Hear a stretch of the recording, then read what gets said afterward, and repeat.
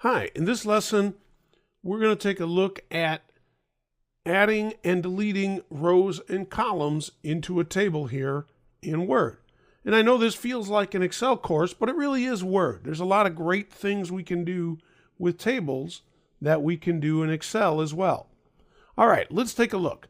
We've got this table here, and we look at our year column, and we see we have a row for 2018, 2020, 2021, 22, and 23. It appears that we're missing a row. We don't have a row for 2019. So what we would like to do is add a row. We want to insert a row in between 2018 and 2020. So how do we do this? We need to click in one of the rows, and we can click above or below. It doesn't matter. And I'm going to go ahead and click into the row below the row for 2020. Once I click in that row, you'll notice that our table design and layout contextual tabs have appeared. We're going to click on the layout tab. We're going to come here to the rows and columns section, and you see I have two buttons, insert above and insert below.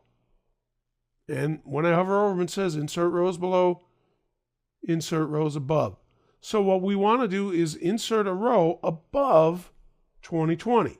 So we're simply going to click on that button, and there's my new row. And I can put in the date, and I will pause here, and I'll fill in the rest of this data, and I'll be right back. All right, I'm back, and you can see now our data is complete. We have all of the data that we need. We filled in for 2019. Now, what if we want to add a row below something? Let's go ahead and let's say we want to add a totals row at the bottom here. I'm going to click in this bottom row. Once again, I'm going to go up to my layout tab, and I will click on insert rows below. And when I click there, again, there's a new blank row.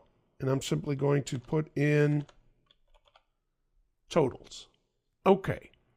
Now, we also have the option to insert columns to the left and insert columns to the right. I'm going to go ahead and I'm going to add another totals column here after this column for our fourth quarter. And to do that, I'm simply going to click somewhere in this column, it doesn't matter where, and I'm going to go up to insert column to the right. Click that button, and there's my new column. And again, I can type in totals. Now, what if we want to delete a row or a column? When we look at our table here, we're going to say, we really only need 5 years worth of data. And we're working on 2023, so we're no longer going to need this row for 2018. So how do I delete it? Well, I click somewhere in that row again. And in my rows and columns sections, you see I have a delete button. And when I click it, I have 4 options: delete individual cells, delete columns, delete rows, or delete the entire table. We're going to choose delete rows, and there goes 2018, gone. And maybe I've decided I don't want this final total column after all, so I'm going to go to delete columns, and it's gone. So now you know a little bit more about inserting rows and columns and deleting rows and columns. That's it for this lesson. Thanks for listening, and I'll see you next time.